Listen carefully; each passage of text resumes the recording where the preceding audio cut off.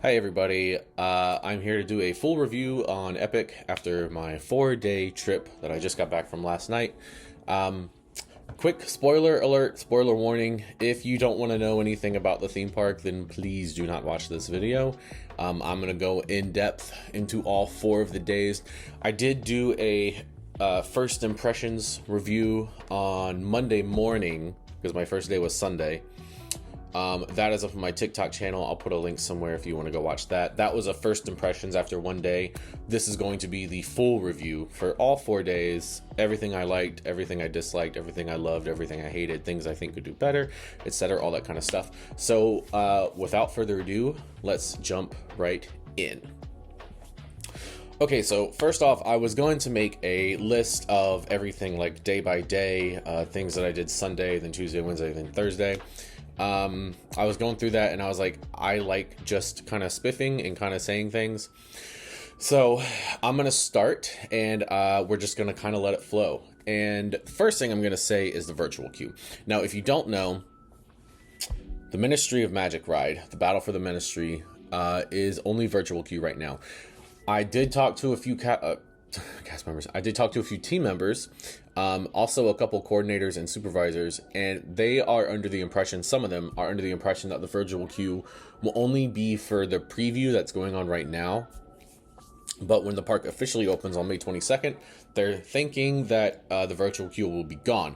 If you go to Epic during the past member preview and you have to do the virtual queue, I'm gonna warn you, it doesn't work. It just doesn't work. I tried for 4 days. It only worked 2 times out of 4 days. And each of those 4 days has 11 a.m., 3 p.m., 6 p.m. Each day has 3 windows when you can get it. So out of 4 days, 3 times each day, it only worked twice the whole time I was there. So forewarning, virtual queue doesn't work. I know that the team members and all of them will say that like it just fills up fast, but the truth is it just doesn't work. You know, I'm not gonna like play around that. I'm not gonna talk around it. It doesn't work. Some of them know it doesn't work and they're trying their best to be accommodating as much as they're allowed to be, but the plain truth is that it doesn't work. The app doesn't work. It's never really worked. It's always been kind of mid, kind of bad, because again, like I said in my video Monday, they outsource their app. Universal outsources their app. I don't know why. They don't need to, but they do. So it doesn't work. So forewarning, virtual queue doesn't work. But if you get to go on the ride is so good. It's incredible. It is probably one of the top rides I've ever ridden. I do think that Monsters Unchained at Epic Universe is better. I definitely think Monsters Unchained is like the best ride they have there. But the queue, to be honest, the queue for Ministry is probably the best part of the ride. Just like I said on Monday, if you get motion sick, like pretty badly, you probably will get motion sick on Ministry, on the Battle for Ministry. It's a very rough ride. It's a very bumpy ride. Which is surprising considering it's brand new. You think it'd be like super smooth, and it is smooth. In the parts where it is smooth, it's very smooth, but in the parts where it's bumpy, it's real bumpy. So just be aware of that. Now, leaving Ministry, let's talk about Harry Potter in general, because I did spend most of my time there. It is my favorite land in the park. It would probably go Harry Potter, Burke, Monsters, then Nintendo. Not that Nintendo is bad, it's just that's my personal view. The Harry Potter land is immaculate. It's called Place Sachet. It's the French Diagon Alley. It's the French Ministry of Magic. So it is in the 1920s, and it's beautiful. It is so, like, it's hard to describe. I know I'm putting in stuff here for you to see it, but there's always like what you see in a picture or through a camera, and then there's what you see like when you're there. It is beautiful. I can't even tell you how many times I just stopped like in the middle of walking around, and I would just stand in the street and I would just look around and like listen to the sounds and look at the flowers, or look at the architecture, or look at the detail, or just listen to the sounds, because the soundtrack's playing around the park too. It's immaculate. It's definitely, like, of every theme park I've ever been to anywhere in the world, in any specific theme land, it's definitely top 3. It probably is number 1, to be honest, But I did just get back last night, so I'm still on a high, so I'm trying to keep myself level and balanced. But it's spectacular. The students that walk around, they're so funny. They're so funny. The American student from Ilvermorny is a aspiring comedian, and you will get the corniest Harry Potter jokes you will ever receive in your life. Just ask them for some jokes. The Beauxbaton students are funny. The Hogwarts students are so funny because they just look like lost puppies, and they're just like there trying to be the mediator between the Ilvermorny and the Beauxbaton student. It's a funny dynamic. I really like what they did with that. They also have an Auror walking around. He guards the French Ministry of Magic entrance, so that little gazebo. He really stays there, but also extremely cool. Love him. Had some great moments, great dialogue. It was just awesome. And then Cosme is the wand maker for the French Diagon Alley Play Sachet, and they make she makes beautiful wands. I'm talking like it's exactly French. It's exactly French. I think that's the best way I can say it. The food, incredible. I think I ate at Cafe Serene every single day. I think there was one day I ate there twice. No, I did eat there twice. There was a day I ate there twice. It was Tuesday. I ate at Cafe Serene twice in the same day because it's that good. Also, I'm vegan. A little sidebar, because I'm thinking it in my head now. I'm going to talk about it. As a vegan, it was very hard to find food there. I won't lie. They don't have many options, and most of the options are kind of basic, like a vegan hot dog or like a vegan burger, which are good. You know, the burger's a burger, hot dog's a hot dog. But as a vegan myself, I do find it mildly frustrating when anywhere I go, people just assume that as a vegan, I want to eat a bowl of grass or like a salad. That's not the case. There's a lot of food that is vegan. It just comes across as cheap and disconcerted and uninterested in providing options for vegans or people who don't eat dairy or people who don't eat meat. It's not just vegans. But I will say the vegan food that I did have most of the week was Cafe Serene. They have, oh my God, they have the ratatouille sandwich. It is magnifique. It is so good. I could eat that thing every day. They had a vegan stew, which was good, but it was really small. I got that once. I didn't get it again because I'm big on portion sizes.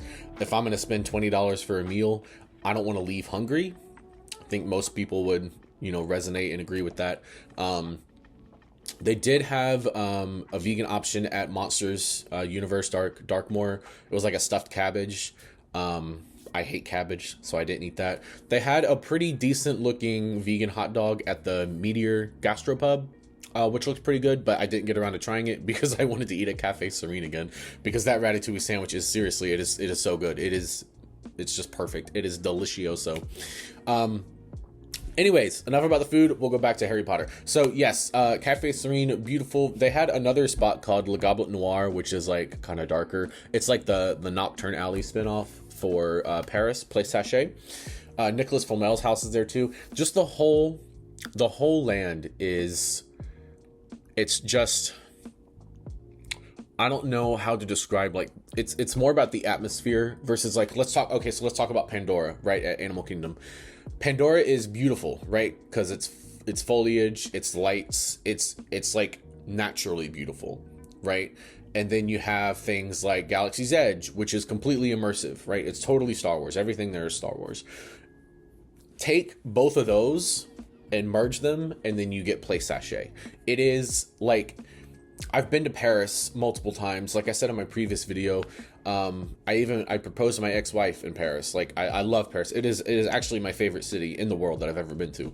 And when I was in Place Sachet, I couldn't believe that, like, I genuinely felt like I was sitting in Paris again. I remember it was actually yesterday, it was Thursday. I was sitting in front of Bar Moonshine drinking a Fleur 75, and I was sitting at that little table, and I'm just looking at the buildings, and the sun is hitting them, and I'm listening to the music, and I was like, this, if you blindfolded me and put me there, I'd be like, oh, I'm in Paris. It is that nice. It's beautiful. It is, I could go on about Harry Potter, but I do need to talk about the other lands. Anyways, Harry Potter Land, 10 out of 10. 11 out of 10, actually, if I'm being super honest. Perfect, perfect, perfect, perfect. I wouldn't change anything about it except take what they have and amplify it, right? Add a little bit more. Circus show, spectacular. The characters, spectacular. Theming, spectacular. Food, superb. Everything is great. It looks beautiful at night. But let's talk about Burke. Sorry. So Burke was pretty freaking amazing. I definitely loved the How to Train Your Dragon show. I haven't seen How to Train Your Dragon really, except for like a handful of times since it came out. I remember when it came out. I've always loved the soundtrack. And like I've said before, I'm really big into the music. I love music. Music is like what really pulls me into something. If the music for something is bad, then it completely turns me off. And my favorite thing about Burke, and like I said before, this is like the best thing I think the creative team did for Burke, is they put the best songs from the movie into the land. Hallelujah. That was the coolest thing about it. It was walking around listening to Test Drive, listening to Romantic Flight, listening to This Is Burke, listening to all these songs, walking around the land, looking at it. It's a beautiful park. It's a beautiful land. It's gorgeous. But it was the music for me that personally pulled me in, because I have been to theme parks, I have been to areas, I have watched movies, I have done things, and the music has been bad, and it totally turns me off. And, you know, I don't like to only give praise. I do like to give criticism. So speaking specifically to the criticism, the music in the How to Train Your Dragon show was very good. I like that they did original songs, but they only played the Test Drive theme once. And again, this is a huge spoiler, like I said in the beginning. They played the song once when Hiccup and Toothless fly down to the stage. That was the only thing that was really disappointing. And I can only say it was disappointing because I just love that song. It wasn't that the show was bad. The show is superb. It is it's a beautiful show. It's great. I love it. I watched it, I think, 4 times. The only reason I'm even using the word disappointing is because I just love the song Test Drive so much. And I think if they had started the show with that, or at least put it in more, personally, this is just me, personally, I would have been like, oh yes, this is elevated even farther than what I thought it was. It's just great. It's great. Hiccup, the meet and greet, I did not get to do the meet and greet because the line was insane. And it was taking much longer than the posted time was. And I loved Burke, but I will be honest, the majority of my reason for being at Epic was Harry Potter. So I didn't want to spend a lot of time doing things I didn't really want to do when I really wanted to be in Play Sachet. So I didn't wait for Hiccup. I tried 3 times, I think, and each time it was just taking forever, or I'd get close to the front and then Hiccup would go on break, and then they'd bring out like a random Viking to take his place. And then at that point I was like, well, there's no point in me being in line now, because I'm only here to meet Hiccup and Toothless, right? I didn't try much of the food in Burke because, like I said, as a vegan, there weren't that many options, and the options that they did have that I liked weren't in Burke. Let's see. I think that's pretty much all I can say about Burke. Again, it wasn't Harry Potter, so I would give it like an 8.5, 9 out of 10 just because of the music. Beautiful park. When I first went in on Sunday and I walked in and the sun was shining and it was hitting the water and the big statues, and I was hearing the music, and it has the rock there that has the dialogue from the first movie, like, "This is Burke," you know, the thing that Hiccup says. It was beautiful. Also, Tough Nut, Rough Nut, hilarious. So funny. They are like probably the highlight of the whole area. Gobber's pretty funny too, but Tough Nut and Rough Nut, it seems like creative like told them, hey, we're gonna dress you up and you just need to go outside and be as obnoxious as you possibly can. And they do a good job because they are hilarious. I loved watching Tough Nut and Rough Nut. So yeah, let's close the door on Burke. Let's move over. Let's talk about Nintendo. I'm gonna save Monsters for last because I have some pretty heavy criticism of Monsters. So let's go to Nintendo. Now, Nintendo was really chaotic. I went there every day I was there. I tried to ride the Donkey Kong ride. It was only open for one of the days I was there. It wasn't open Sunday. It wasn't open Tuesday or... No, it was open on Wednesday. It was not open Sunday, Tuesday, or Thursday. So Wednesday I got to ride it with some friends. It's a really fun ride. It's really short, but it's really fun. And going through the queue in the Donkey Kong area is really fun too. Like, you're hearing the music, and just like the aesthetic of like the OG Donkey Kong games with the barrels and the tracks and everything is really, really cool. Really quick criticism on the Donkey Kong queue. There's a lot of detail, there's a lot of paint, and it seems like when somebody was spray painting or painting one of the walls, they left some blue masking tape, and I don't think I got a picture or video of it or anything. But not a huge deal, but like one of those things like, oh, it was a strip like that long, and it was right in the middle of the wall, so it was like, can I just rip it off? Can I just reach up there and rip it off? Other than that, Donkey Kong was great. I didn't get to see Donkey Kong, the character, while I was there. I don't think he was out. I never saw anything about him. Nobody ever said anything about him. So that could be still early testing. Let's see. Donkey Kong, that's pretty much all I can say about Donkey Kong specifically. They have a Dole Whip like stand back there with some pretty crazy looking drinks or whatever. But of course, I've had Dole Whip 5 million times. I didn't want to have Dole Whip again. And I also didn't want to wait to have Dole Whip again. So I skipped that. But now back to like Nintendo proper, like the actual Nintendo area. So again, like I said, it is crazy overstimulating. It is very loud. There's a lot going on. You walk in through Peach's Castle, right? You go through the portal. It's the green tube. So it's that thing. You go up the escalator. You enter Peach's Castle. You go outside of Peach's Castle and boom, you're in Nintendo Land. You have everything around you. You have Bowser's Castle, like, up ahead to the left. You have Toadstool's Cafe down to the left. Down below, and, like, I guess you could call it a courtyard. That's where Mario and Luigi meet. That's where they'll meet you, and they'll do a photo op. All that is going on. The whole time, people are going around with the power bands, and they're, like, hitting the blocks to get the coin, the noise. You're hearing the music. There's Koopas everywhere. There's the boxes that, like, slam down. There's so much going on. Like, I don't really get overstimulated that much. I have like pretty good processing, I guess you could say. But even I was like, I don't even know where to go first. Like, what do I do first? This is a lot. There's everything is colorful. It's extremely colorful. It's Mario. You're in Mario. Like, I don't know how else to describe that. You jumped into the Mario game and boom. Everything Mario is within 100 feet of you. It's just like right there. Tried to eat at Toadstool Cafe. They did not have anything vegan at all. I asked one of the team members and she said they had a vegan salad, but it came with cheese on it. So I was like, well, this isn't vegan. So, you know, you shouldn't label it as vegan, you know, just in case, because someone might not know better. Sorry, there was a knot in my hair. Nothing too crazy, but Nintendo very overstimulating. They did have Twilight Princess stuff from Zelda. When you leave Nintendo Land, so you come out into Nintendo Land on like a second floor and you go down into the courtyard, or you stay up and do like Mario Kart, which Mario Kart was great, by the way. You go on Rainbow Road, which was so fun because it plays the music too. Mario Kart, super fun. But when you leave Nintendo, you leave on the ground, like the ground level, and you come out into the gift shop. There's a gift shop on your left as you're leaving, and inside there they had a Zelda like mosaic tile, and they had the Twilight Princess trio.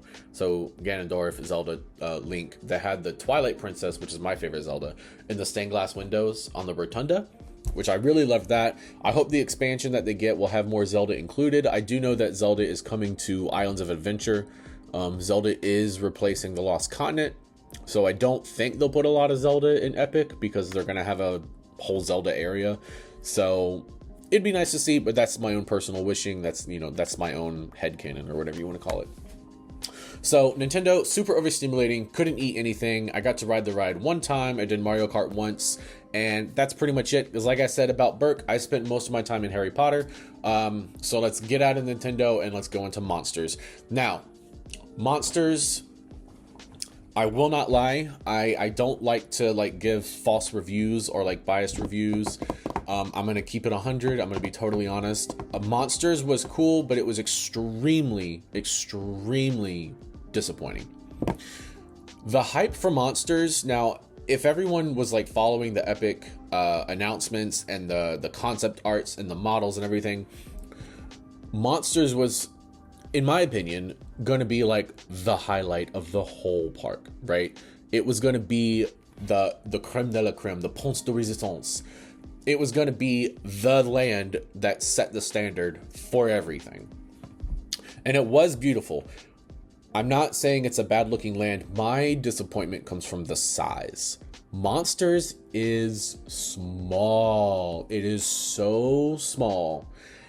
It is probably, I mean, it's definitely the smallest land at Epic, which is again disappointing because it was like the headliner, right?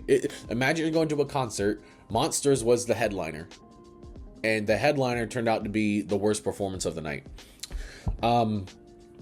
It was just so small, and I know that there's space, and they are already planning their expansions. Each land is going to get an expansion, but to start off, right? To start off Monsters version 1 or whatever you want to call it, for it to be that small was really just like, what? I mean, you walk in, so I'll give you a description. You walk in, I'll probably throw in some videos too. You walk in the portal, you're met with a crypt, like a tomb in front of you. You have to walk around it, right? So you go around, and you're going through a very small cemetery, and then boom, you're in Darkmoor. To your immediate left, you have like a makeup area where they can do your makeup like a monster. You have the merch shop, and you have the meet and greet, and to your right, you have the restaurant. That's it. That's it. And then once you walk up ahead, you have the ride Monsters Unchained, which is the best ride in the park, by the way. You have Monsters Unchained, and then to the left of that, you have the Werewolf ride, and you have the Burning Blade Tavern. You can walk the whole land in probably 45 seconds, to be honest. Maybe even less. And that's just walking. That's not doing anything. If you just walked in the portal, did the circle, and walked back out, you'd be done in probably about 45 seconds. Burning Blade was really cool to see. It was really cool to see the fire on the windmill. Again, talking about the food specifically, just because I'm vegan and I like to help other people out who are, give them a heads up. Nothing vegan in Burning Blade Tavern. Really disappointed in the food options there. The drinks were really cool. And the tavern itself was beautiful. But food, meh. The Das Steakhouse, the main restaurant in Monsters, did have the stuffed cabbage. But again, if you don't like cabbage, then probably not going to be for you. The restaurant inside itself, though, was extremely cool. It was super dark. It was like a tomb. It's a crypt. So like Van Helsing's tomb is in there. There's really insane like oil paintings in there of Darkmoor and like vampires and monsters and stuff like that. It looks beautiful. I want my only, like, the only thing that I don't like about Monsters, what made it the most disappointing, is just the size. That's it. It's only the size. Everything else was great. The theming, the meet and greets, the ride is oh my god, the ride, Monsters Unchained. Oh! Best ride in the park. Every single day I was there, except for Sunday, because I didn't know. But once I rode it on Sunday, I was like, oh, I'm doing this first thing every day. Every single day I was there, the first thing I did was go straight to Monsters Unchained. And there were some days I rode it multiple times. Like, I think Thursday I rode it 3 times. But again, my only disappointment is the size. If you don't care about the size and you only care about the theming, that's fine.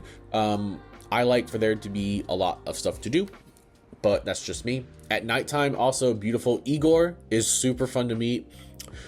He's really funny. He carries around the big suitcase and he's like walking around like that. He's really funny to meet. The bride and the monster, also really cool to meet. Very fun meet and greet. But honestly, my favorite thing about Monsters was the violinists. So they have these solo violinists that walk around and they tell stories dramatically of the monsters.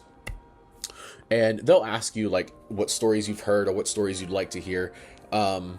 They were really, really cool. I definitely loved that a lot. That was definitely my favorite thing about the park. About the land. Didn't have a lot of interactions with the Invisible Man. He was out pretty much all day, every day. He seemed to be the only one that was out the entire time. But didn't really do anything with him. So yeah, that's pretty much it about the lands. I'm gonna go more of like to the park in general now. Let's start with Helios. Big disappointment. Like I said in my video Monday, Helios was not, wasn't it? It just wasn't it for me.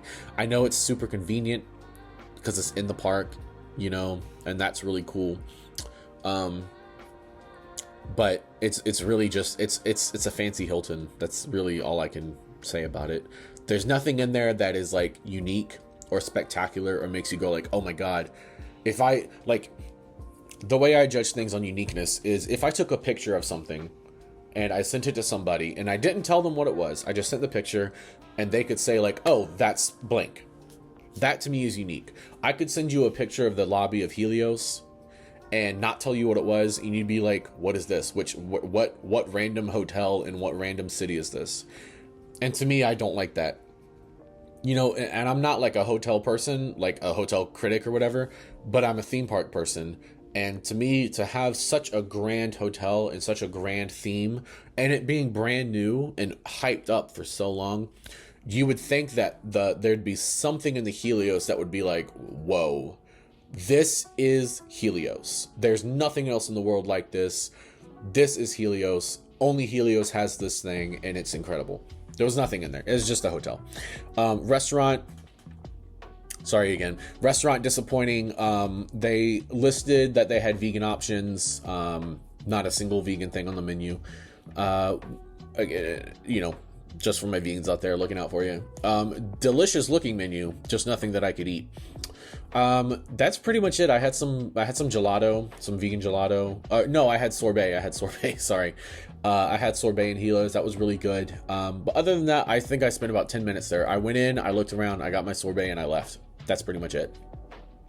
I did not ride the carousel in the hub. It's a carousel. I don't really know what else to say about that.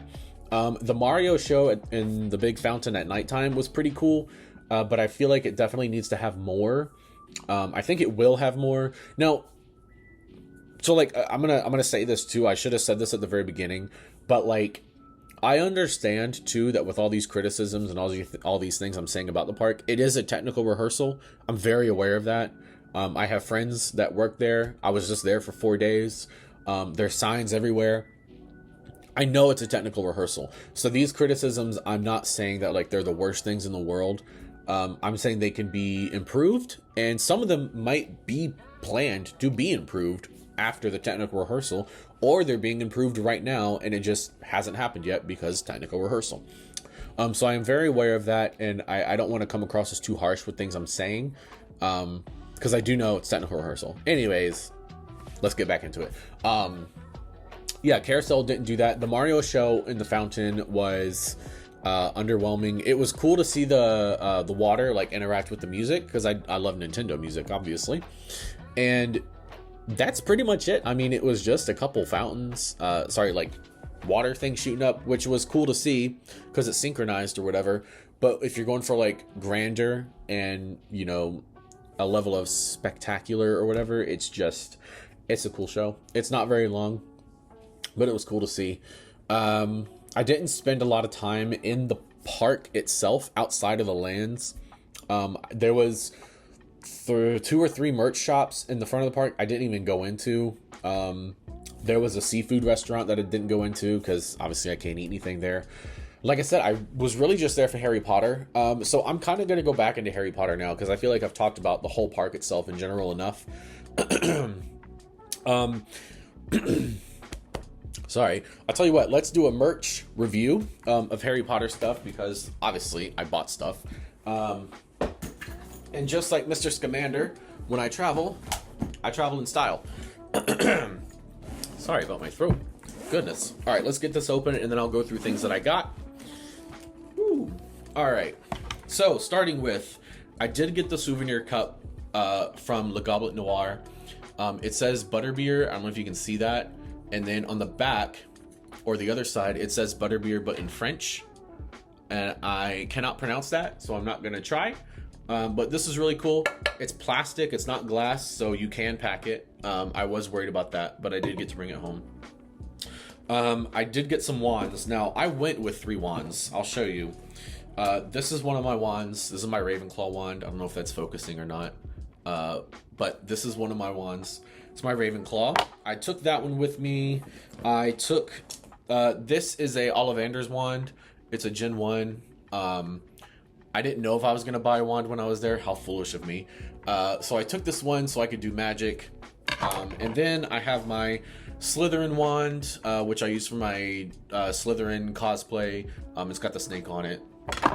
I took those with me, right?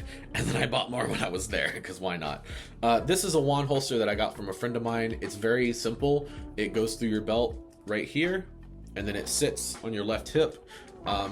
The only one that doesn't really fit well is this one, because it's got the snake around it, but even still it fits pretty well.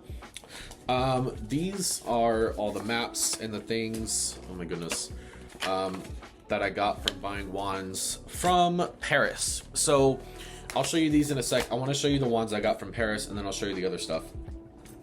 So I'm going to start with this one. This is a Gen 2 wand. So you can buy these in Paris and Ollivander's in like Islands or Diagon Alley. This one is unique. There's 4 of these. I got this one because this is the one the Auror uses in Paris. When you cast a spell, the tip actually lights up and the handle vibrates. So you know when you get a spell right. It does take batteries. There's a thing there. I don't know if it's going to focus or not. But it's like, you can take like a quarter or a penny or something and like twist it open. The only thing I'll say about these is that when you wiggle it, I don't know if you can hear that, but like I can hear the battery moving. I don't like that, but obviously, you know, when am I ever going to do this? I'm not going to walk around doing this, so it's not that big a deal. But this is the Gen 2 wand that I got. And my favorite wand is this one. So this is a Cosma Akajar original. This is a Gen 1. So this one does not light up. It does not vibrate, but it is a unique wand only to Paris. And as you can see, it's got a cauldron on it. It's the Ravenclaw colors. It's the original blue and bronze, so clearly I had to get it. This is a Cosma original. It's beautiful. I love this wand. I love this wand so much. It's probably, out of all the wands I have, it's probably my favorite one, to be honest. It's just beautiful. It is just so ornately decorated. And this isn't even like the most insanely decorated wand that they have in Paris. The Cosma Akajar wands are... they're just beautiful. There's so many. I really wanted to buy all of them, but obviously I wasn't gonna buy all of them, but I really would have liked to. Let's go ahead. Oh, this is the box. This is the new box for Cosma Akajar's wands. It's really, really pretty. And inside, now this is the Gen 2 wand. So this wand came in this box. Cosma Akajar's wands, these, the blue one here, the Gen 1 originals, they come in a triangular box. I couldn't fit the triangular box in my bag, so I decided to leave it. It was not an easy decision, but I really had to think about like space because I didn't check any bags. But so this wand came in this box and it has the ribbons, as you can see. I really, really like that. It's just, I don't know, it just adds like another level of like beauty to it or something. But I definitely like this wand. I'm gonna display it because I love the box as well. I do love the Cosmo boxes, but this one has that, see how it reflects? It has like that gilded gold on it. I really like that. Another thing I got, and I'll try and pull all this out at once. This is not supposed to be in here. Let's get rid of that.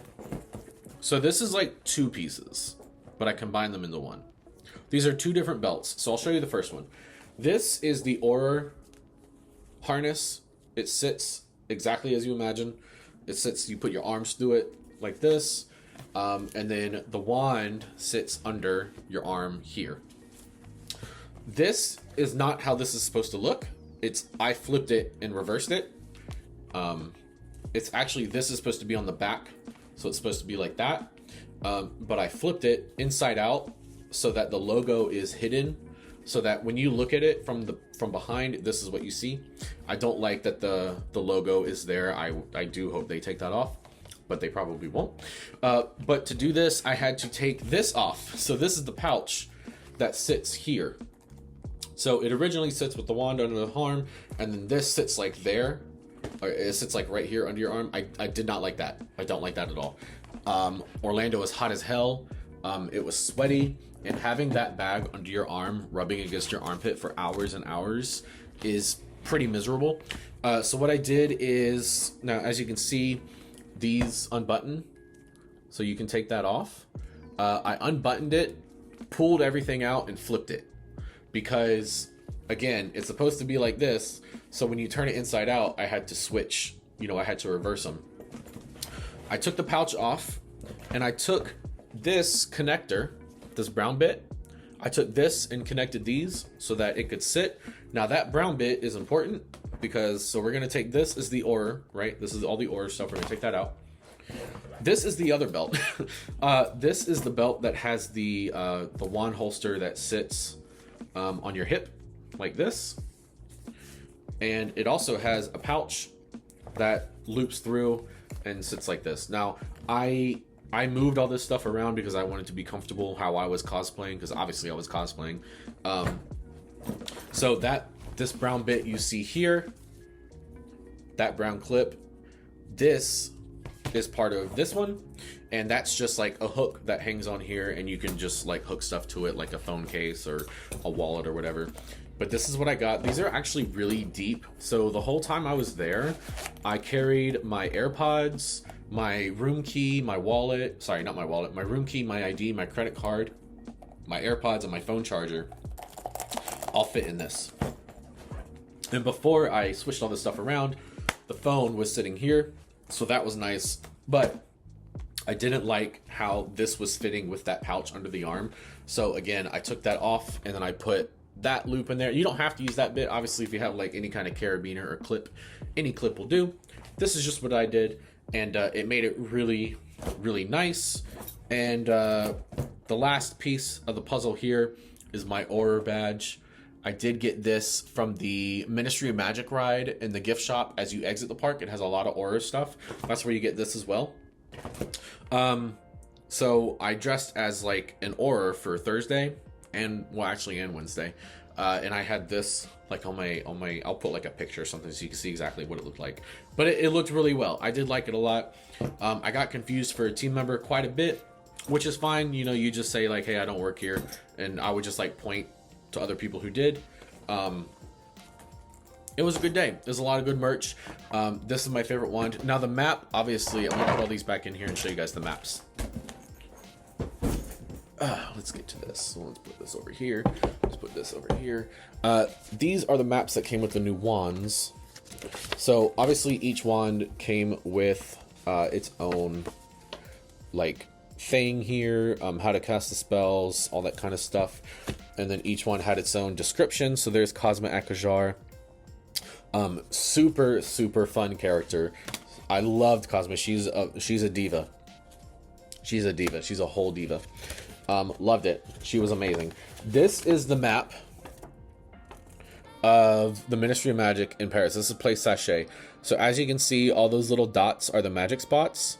And this is the map of the park. You got the circus right there in the middle. And then the French Ministry of Magic is there. And then this spot down here is like the Nicolas Flamel area. But really, really cool map. I do like it a lot. Things on the edge that I can't really see because I'm holding the map up in front of my head. And then on top of that, it does come with the regular maps on the back, because obviously you're going to go to Diagon Alley, obviously you're going to go to Hogsmeade, so it comes with both sides. I'll probably frame one of these. I'll probably put one of these back in the box. They're just really cool, and I'm really glad I bought those ones, because the second generation, which is what this one came with, the second generation is really cool. Also, doing the spells with like the adventures on the Universal Play app was more fun than I thought it was going to be. I actually had a really good time. I thought the app was going to crash like it always does, because again, the app is trash. But it didn't. The Universal Play app was really fun, and doing all the spells and seeing the interactions and casting like the Patronus and casting the Dark Mark and like doing all the things in the area was fun. The only thing is that the Universal Play app for the Wand Adventures was not open for the Ministry in Paris, so there were no adventures in Paris. You still got to do the magic, at the spots, but there was no adventure mode like how there is in Diagon and Hogsmeade. But yeah, that's pretty much it. I mean, I have a lot of stuff in my head about Epic. I do think it's genuinely the best theme park ever right now. I've never been to Shanghai Disney. I've never been to Paris Disney, which is funny because I've been to Paris a lot. I've never been to Tokyo Disney. Never been to Tokyo Universal. But of all the theme parks I have been to, I will say Epic is my favorite. It has set the bar so high. I was devastated when I came home last night. I won't lie. I did get a little emotional at one point for a little while because I was downstairs and I was editing footage and pictures while I was watching Fantastic Beasts, and I was watching the second movie when they're in Paris and seeing the circus in the movie and seeing Place Sachet in the movie and then being like, dude, I was just there like last night, and then listening to the music. It was a bit much, because it's that good of a theme park. I've never gotten emotional over a theme park ever. Never. Even all my time going to Galaxy's Edge, going to Pandora, I've never gotten emotional over a theme park until I went to Epic.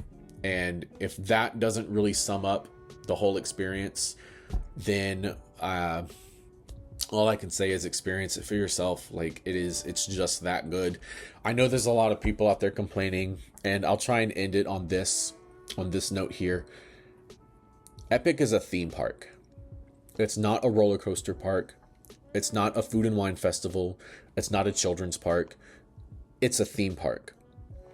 If you only go to parks for roller coasters, you're not going to enjoy it.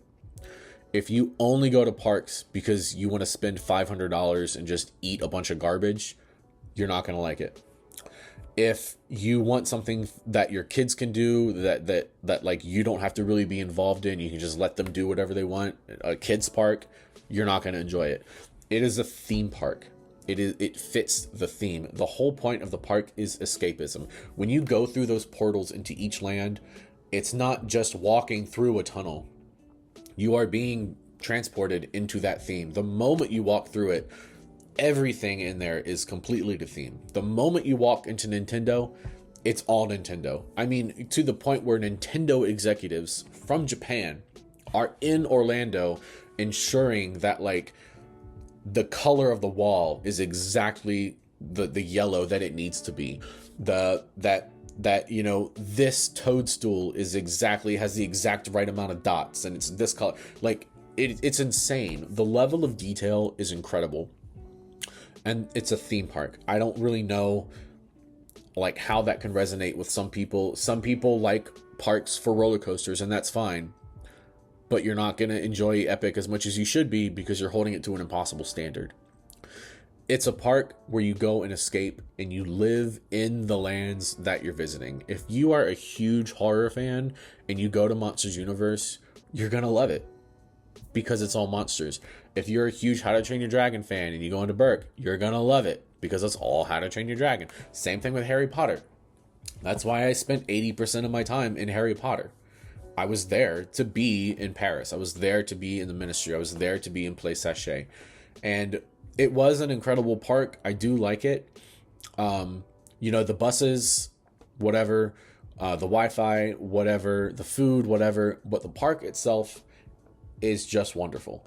And like I said a few minutes ago, I've never had an emotional connection or an emotional reaction at all to a theme park ever. I still remember the first day I went to Galaxy's Edge, and I'm a lifelong Star Wars fan. You can see that's not even like 2% of my Star Wars stuff.